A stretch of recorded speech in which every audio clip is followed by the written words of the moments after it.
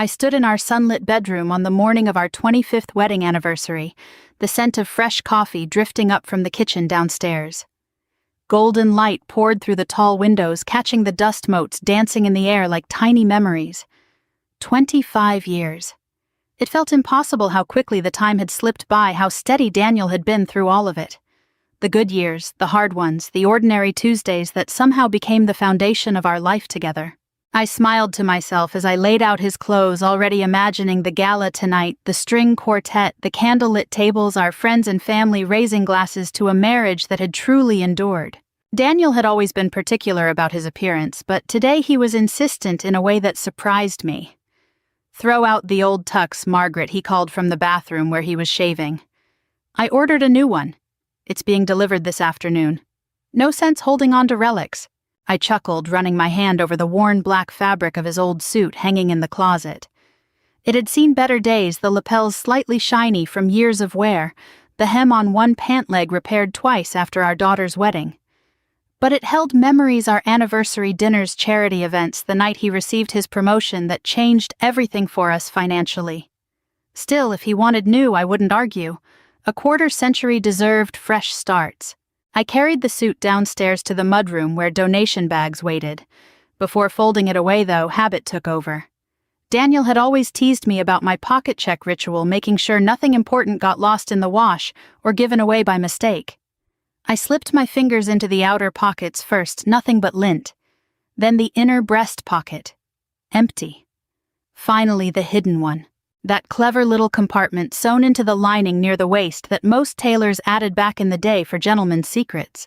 My fingers brushed something cool and metallic. I pulled it out slowly. An old brass key tarnished with age attached to a faded paper tag by a thin string. The handwriting on the tag was unmistakably Daniel's, neat, slanted slightly to the right, the way he wrote before arthritis began creeping into his hands. One address, 1427 Maple Ridge Lane. One date, March 17th, 2001. Nothing else. No explanation, no label, no hint of what it might open. I stared at it for a long moment, the key warm now from my palm. 25 years of marriage, and I thought I knew every corner of my husband's life. We had built this home together, raised 2 children, buried his parents and my mother. We shared bank accounts, passwords, late-night worries about retirement and health. What could this possibly be? I heard his footsteps on the stairs and quickly slipped the key into my purse on the counter, then folded the suit into the donation bag, as if nothing had happened. When Daniel walked into the kitchen, freshly shaved and smelling of his familiar aftershave, I kept my voice light. "Honey, I found this in your old suit," I said casually, holding up the empty tag I'd detached. "Any idea what it goes to? Some old storage unit or something." He froze. Just for half a second, barely noticeable if I hadn't been watching his face so closely after all these years. His blue eyes flickered, the laugh lines around them tightening. Then he recovered with a warm chuckle, the same easy laugh that had won me over on our first date. "Just an old storage unit from way back," he said, pouring himself coffee. "Nothing important. I haven't thought about that in years. Toss it with the suit, sweetheart. Today's about us, not old junk." He changed the subject immediately, talking about the flowers he'd ordered for the gala table and whether our son would make it in time from Chicago. I nodded along, smiling, but that tiny hesitation refused to leave my mind. It lodged there like a splinter, small, irritating, impossible to ignore. Daniel had never been a good liar, not to me. Later that morning, after he left to pick up his new tuxedo, I sat at the kitchen table with my tea growing cold.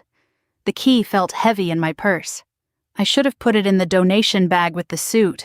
I should have trusted him. But some quiet instinct that had kept our marriage honest for 25 years told me otherwise. I left the key where it was. The rest of the day passed in a blur of preparations. I had my hair done, picked up the dress I'd been saving for months, a deep emerald green that Daniel always said brought out my eyes. Our daughter called to confirm she'd be there with the grandchildren. Everything felt perfect, the way anniversary celebrations should. Yet as I zipped up the garment bag for my dress, my mind kept drifting back to that brass key and the address I'd already memorized. 1427 Maple Ridge Lane. By evening, when Daniel returned looking handsome in his crisp new tuxedo, I pushed the thoughts aside. We danced in the living room to our old song before heading out, his hand steady on my waist, just like always. He kissed my forehead and whispered, 25 years, Maggie. Best decision I ever made. I believed him. I still do. But that night, as the gala lights sparkled and toasts rang out, I felt the keys outline through my small evening purse. It was there, waiting. The next morning, Daniel left early for a business trip to the city, some meeting with old clients he couldn't reschedule even for our anniversary weekend. He kissed me goodbye at the door, his new tuxedo already packed away, and promised he'd be home by dinner tomorrow. Rest up, Maggie. You deserve it after last night, he said with that familiar smile. I waved from the porch until his car disappeared down our quiet street, then stood there for a long moment, the morning air cool against my skin. I hadn't slept well. The key had burned a hole in my thoughts all night. By 6:30, with coffee in hand and doubt gnawing at my stomach, I made my decision. I grabbed my purse, typed the address into my phone's GPS, and headed out before I could talk myself out of it. It was only a 40-minute drive outside town, far enough to feel like another world, but close enough that it made no sense for a simple storage unit. The highway gave way to winding country roads, lined with old oaks and fences covered in wild ivy. Maple Ridge Lane appeared on my right, a narrow tree-shaded street that looked like it belonged in a different era. Number 1427 sat at the end of the lane, set back from the road behind a wrought iron gate that stood slightly ajar. My heart beat faster as I parked on the gravel shoulder. It wasn't a storage unit, not even close. Before me rose a graceful old Victorian house, 3 stories tall with faded white clapboards siding a wraparound porch, and a turret that caught the morning light. The kind of home people in town called historic and dreamed about restoring. Lace curtains hung in the windows, and a small garden out front showed signs of recent care, roses pruned neatly mulch fresh around the perennials. A child's red wagon sat tipped on its side near the steps. My hands trembled as I approached the front door. The brass key slid into the lock with a soft click, as if it had been waiting for this exact moment. The door swung open on well-oiled hinges. I stepped inside and was immediately enveloped by the scent of lavender and polished wood. The foyer was dim but welcoming, with a grandfather clock ticking steadily in the corner. Everything looked lived in, frozen in time, yet not abandoned. A stack of mail sat on the hall table, catalogs and bills addressed to no one I recognized. I didn't touch them. I moved deeper into the house, my footsteps echoing softly on the hardwood floors. The living room was cozy with overstuffed sofas arranged around a stone fireplace. On the mantel, family photographs in silver frames. I picked one up, a little boy, maybe 6 or 7, with dark curls and a gap-toothed grin, holding up a drawing of a stick figure family. Another showed the same boy, a few years older, blowing out birthday candles. Fresh flowers, daisies, and lilies stood in a crystal vase on the coffee table, their petals still dewy. Someone had been here recently. Very recently. My pulse quickened. Where was Daniel in all this? I searched for any sign of him, clothes in the closets, his favorite brand of coffee in the kitchen, a familiar pair of reading glasses. Nothing. The kitchen held dishes drying in the rack, a half-empty carton of milk in the fridge with a recent expiration date. Upstairs, the bedrooms were tidy. One clearly belonged to the boy model airplanes hanging from the ceiling, books about dinosaurs on the shelves, a pair of small sneakers by the bed. But there was no sign of my husband. No razor in the bathroom, no suits in the wardrobe. Relief mixed with confusion. Maybe it really was just an old storage arrangement gone strange. Maybe he'd helped a friend or a distant relative. Then I entered the small study off the master bedroom. The walls here were lined with more photographs, dozens of them. I flipped on the desk lamp, and that's when the terror hit me. Every single picture frame in the room had been turned face down, carefully, deliberately, as if someone wanted to hide the faces from view or from memory. My breath caught. I reached for the nearest one and turned it over. A young couple laughing on a beach, not Daniel. Another, the little boy, again older now, at a piano recital. I turned over frame after frame, my hands growing cold. All strangers, all carefully hidden, except one. It stood alone on the desk, facing upward as if daring me to look. My husband, much younger, his hair still thick and dark, smiled broadly in the sunlight. He had his arm around a woman I had never seen before. She was pretty, with warm brown eyes and a gentle smile, her head leaning against his shoulder. Between them, the little boy from the other photos, no more than 4 years old, holding a toy truck. They looked happy, like a family. I stared at the photo until my eyes burned. The date on the back was 2001, the same year as the tag on the key. Daniel's arm was protectively around the woman. The boy gazed up at him with pure adoration. The room seemed to tilt. I sank into the desk chair, the photo still clutched in my hand. Who was this woman? Who was this child? And why had Daniel kept this house, this entire life, hidden from me for 25 years? A floorboard creaked somewhere upstairs. I froze, listening. The house was quiet again, but the feeling of being watched settled over me like a heavy blanket. Fresh flowers, recent mail, turned down pictures. Someone was maintaining this place. Someone was living here. I carefully placed the photograph back exactly as I found it, and wiped my fingerprints from the frame with the edge of my sleeve. My legs felt unsteady as I made my way back downstairs and out the front door, locking it behind me with the brass key. The drive home passed in a fog.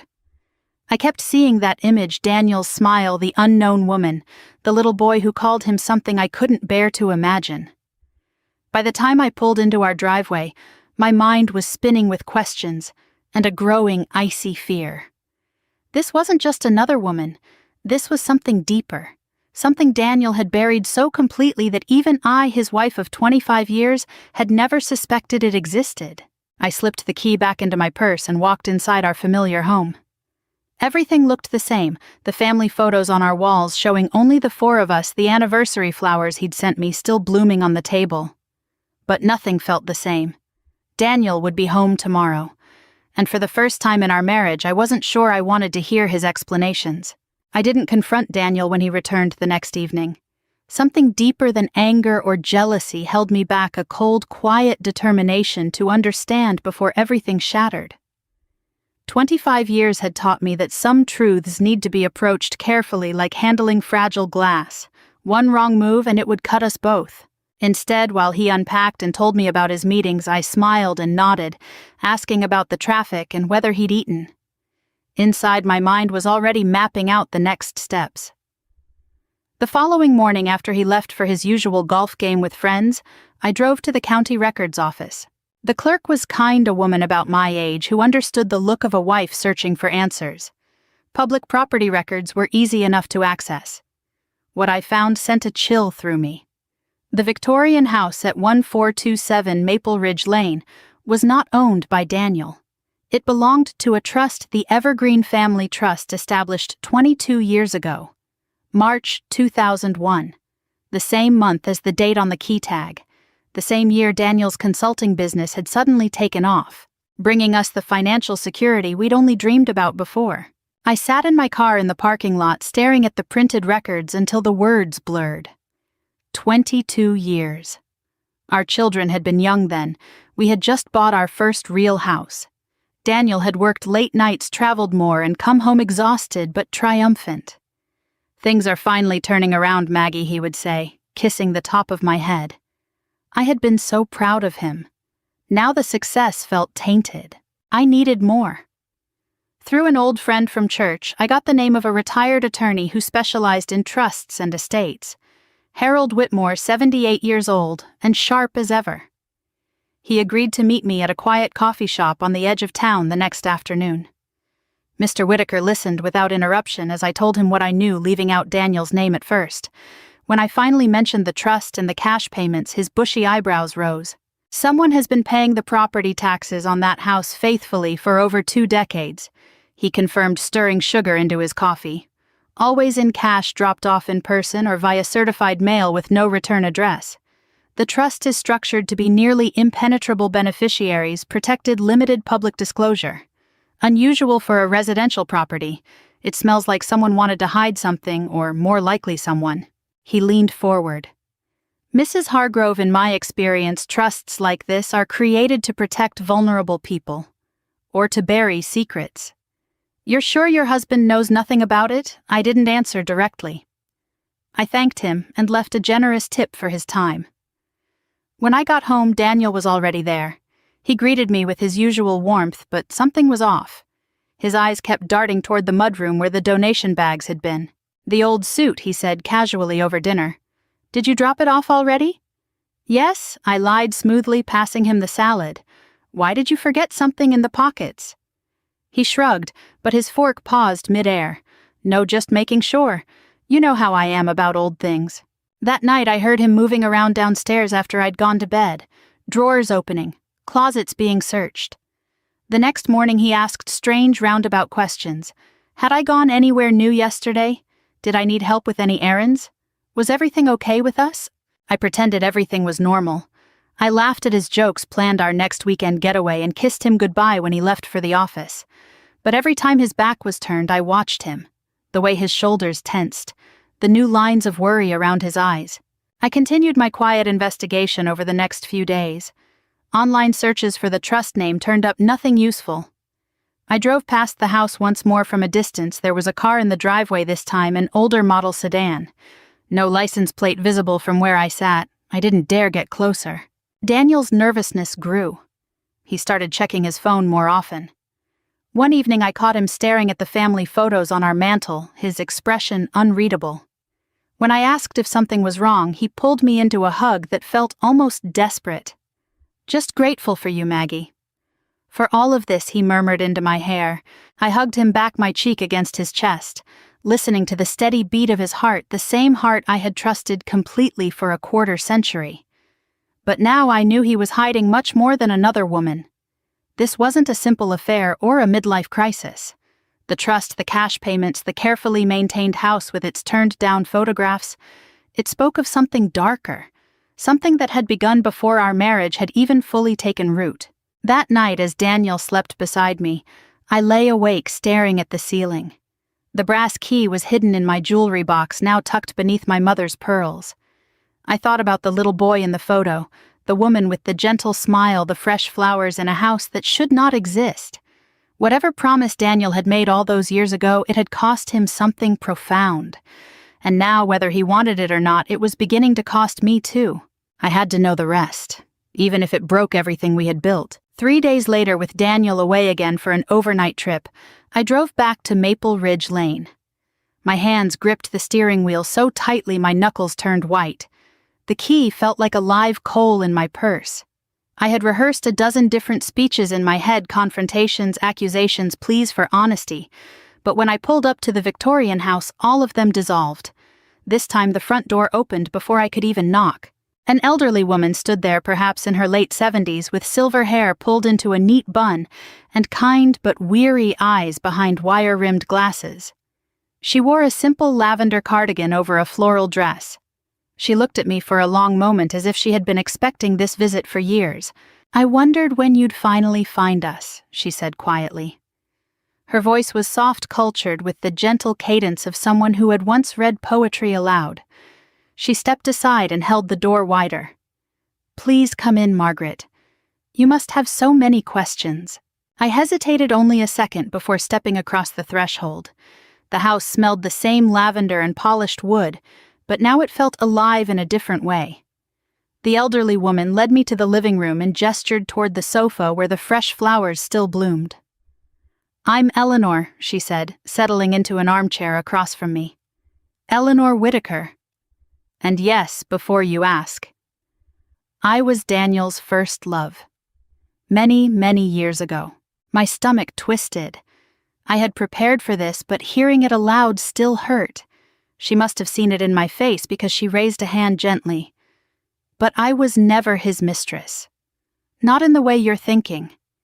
Daniel and I were very young, barely 20 when we met. We thought the world was ours. Then life intervened in the cruelest way possible." Eleanor's eyes drifted to the mantel where the photographs still stood turned down except for the one I had seen before. She didn't offer to turn them over. "Years ago, Daniel made a promise that destroyed multiple lives," she continued, "including his own in ways he never expected. The accident happened in the spring of 2001. A deadly car crash on the old county highway. Several families were torn apart that night. Daniel wasn't the one driving. He wasn't even in the car. But he witnessed things no one should ever have to see. And he chose to protect the innocent.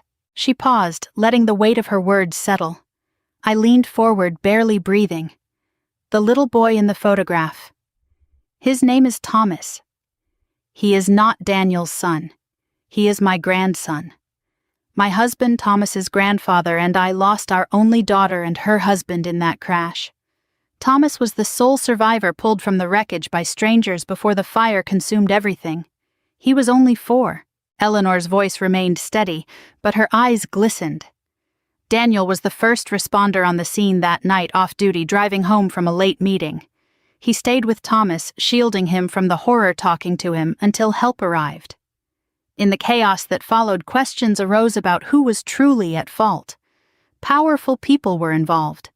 Daniel saw an opportunity to protect a child who had lost everything. He made a vow to my husband before he passed away a few years later. He would ensure Thomas was cared for, hidden from those who might seek to silence the truth and given a chance at a normal life. She stood slowly and walked to a small writing desk in the corner. From the drawer she withdrew a thick sealed envelope yellowed with age. On the front, in careful handwriting, were the words, "For Daniel's wife, only when she finds this house." "My husband told me to give this only to Daniel's wife," Eleanor said, placing the envelope in my hands. "He believed that if you ever discovered the truth on your own, it meant the time had come. Daniel has honored his promise for 25 years, paying the taxes in cash, maintaining this house as a safe haven, watching over Thomas from a distance, without ever claiming him as his own. He visits when he can, always careful. The boy, now a young man, knows Daniel as a family friend. Nothing more." I clutched the envelope, my throat tight. Why didn't he tell me? Eleanor smiled sadly. Because revealing it would have risked everything. The cover-up, the real guilty party. It was bigger than one family. Daniel carried this burden alone so that you and your children could live without fear. He loves you, Margaret, more than you may believe right now. I left the house with the envelope unopened in my purse, and more questions than answers swirling in my mind. Who was really responsible for the crash? What evidence did this envelope hold? And how had my steady, reliable husband lived with such a monumental secret for our entire marriage? As I drove away, I glanced back at the Victorian house in the rearview mirror. Eleanor stood on the porch watching me go. For the first time, the house didn't feel like a threat. It felt like a sanctuary that my husband had guarded with his silence. But silence, I was learning, had a cost. And I wasn't sure our marriage could bear it much longer without the truth finally coming into the light. That evening when Daniel returned home, I was waiting for him at the kitchen table. The sealed envelope from Eleanor lay in front of me, still unopened. The house was quiet, no music, no television, just the ticking of the clock and the weight of everything unsaid between us. He took one look at my face and knew. His shoulders sagged, the confident man I had married seeming to age 10 years in a single moment. He sat down across from me without a word, his hands clasped tightly together. "Margaret," his voice cracked. "How much do you know enough?" I said quietly. I went to the house. I met Eleanor. I saw the photograph. "And I have this." I slid the envelope toward him. He stared at it for a long time, tears filling his eyes. My strong, steady Daniel, the man who had held our family together through every storm, broke down right there at our kitchen table. He covered his face with his hands and wept in a way I had never seen before, deep, wrenching sobs that shook his entire frame. "I never wanted you to carry this," he whispered when he could finally speak. "God forgive me, Maggie. I thought if I kept it buried deep enough it would never touch you." He reached for my hands across the table and I let him take them. His palms were cold. 25 years ago, in March of 2001, there was a deadly accident on the old county highway. 3 cars involved. 4 people died. One of them was Eleanor's daughter and her husband. Their little boy Thomas survived by some miracle. I was driving home from a meeting that night. I came upon the scene minutes after it happened. Daniel's voice grew distant, as if he were back on that dark road. The driver of the third car, the one who caused it, was a young man from a very powerful local family. His father was a judge, well-connected, the kind of man who could make problems disappear. The boy was drunk speeding and he hit the other car head-on. But in the chaos, evidence was tampered with. Statements were altered. The family used their influence to shift blame onto one of the victims who didn't survive. He wasn't guilty, Daniel explained, but he had seen the truth. In the aftermath, as emergency services arrived, he made a split-second decision. He protected the innocent surviving family by helping conceal their connection to the case, ensuring Thomas could grow up without becoming a target for those who wanted the real story buried forever. The trust was created with help from sympathetic lawyers. The house became a safe haven. Daniel paid the taxes anonymously in cash and checked on them quietly over the decades. I made a promise to Eleanor's husband on his deathbed, Daniel said, his voice hoarse, to watch over Thomas, to make sure the truth eventually came out when it was safe. But revealing it too soon would have destroyed lives, ours included. The powerful family is still influential.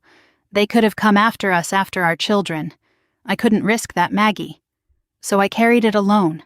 The key. It was the last physical reminder of that promise. I kept it hidden because throwing it away felt like breaking my word. I finally opened the envelope with trembling fingers. Inside were old photographs from the crash scene, copies of original police reports. With discrepancies highlighted, a handwritten statement from a witness who had been silenced, and a letter from Eleanor's husband detailing the cover-up. Evidence proving that someone powerful, likely the judge himself, had orchestrated the tampering. Daniel watched me read, tears still streaming down his face. I became financially successful because I poured everything into building something stable for us while secretly supporting the trust. Every late night, every extra trip. Part of it was this. I hated lying to you, but I thought it was the only way to keep you safe and happy. We sat together for hours that night. I cried too for the young man he had been thrust into an impossible choice, for the burden he had carried alone, for the family that had lost so much. The hidden house wasn't a secret love nest or a second life. It was a sanctuary my husband had maintained out of quiet, stubborn honor. By the time the sun rose, something had shifted between us. The truth, painful as it was, had finally bridged the chasm that the secret had created. Daniel wasn't perfect. He had made choices that hurt me deeply. But he had done it out of love, and a sense of duty that ran bone deep. "I'm so sorry, Maggie," he whispered as we held each other in the early morning light. "For all the years I kept you in the dark." I kissed his forehead. We faced the rest of it together now. No more hiding. The envelope lay open between us, the evidence that could finally bring justice after 25 long years. The key to the house had done its job. It had unlocked far more than an old Victorian door. It had unlocked the truth Daniel never thought he could share. In the weeks that followed, Daniel and I made a decision together: no more secrets. We would expose the truth, whatever the cost. We hired a respected investigative attorney and quietly reopened the old court records from 2001. What followed was a storm of paperwork, interviews, and careful media attention. The evidence in the envelope proved decisive discrepancies in the original report's witness statements that had been suppressed, and clear links to the powerful family that had orchestrated the cover-up. The real criminal, the young man who had been driving drunk that night, was finally identified and held accountable after decades. His father, the judge, had passed away years earlier, but the family's reputation crumbled under the weight of the scandal. It wasn't easy. There were threatening calls and sleepless nights, but we faced them side by side. For the first time in 25 years, Daniel slept peacefully, no longer carrying the burden alone. The surviving family, Eleanor Thomas, now a thoughtful young man of 29, and their extended relatives finally received justice. Thomas met with us one afternoon at the Victorian house. He embraced Daniel like the father figure he had quietly been all these years. "Thank you," he said simply, "for everything." We sold the hidden house. The proceeds, along with a substantial donation from our own savings, went to establish a children's foundation in memory of those lost in the crash. It would provide support for families affected by drunk driving accidents and help orphaned children find safe, loving homes. The Victorian on Maple Ridge Lane would become a community resource center, its doors finally opened to the light instead of hiding in shadows. Our 25th anniversary gala had been postponed, of course. We celebrated instead on a quiet evening 6 weeks later, just the two of us at our favorite seaside restaurant. The ocean sparkled under the setting sun as we sat at a candle-lit table overlooking the waves. Daniel looked handsome in his new tuxedo. I wore the emerald dress again. We danced slowly to our song, holding each other close. After dessert, Daniel reached into his pocket and placed the old brass key on the table between us. It looked smaller, somehow less mysterious now that its secrets had been revealed. "It doesn't open a house anymore," he said softly, his eyes full of love and regret and gratitude. "It opened the truth. And it brought me back to you fully this time." I picked up the key, feeling its familiar weight one last time. We walked hand in hand down to the beach after dinner. The sand was cool beneath our feet, the waves gentle. I drew my arm back and threw the key as far as I could into the ocean. It flashed once in the moonlight before disappearing beneath the water. I didn't throw it because I wanted to forget. I threw it because for the first time in 25 years, neither of us had anything left to hide. The promise Daniel had made had been honored. The truth had been told. And our marriage, tested, scarred, but ultimately stronger, stood ready for whatever came next. As we walked back up the beach, Daniel pulled me close. "Happy anniversary, Maggie. I love you more today than I did yesterday." I smiled up at him, the man I had chosen, and would choose again every single day. "And I love you. All of you. The good, the difficult, the parts you tried so hard to protect me from." The stars came out overhead as we drove home. Behind us, the ocean kept its new secret. Ahead of us stretched the rest of our lives, doors wide open, no more hidden rooms or turned-down photographs.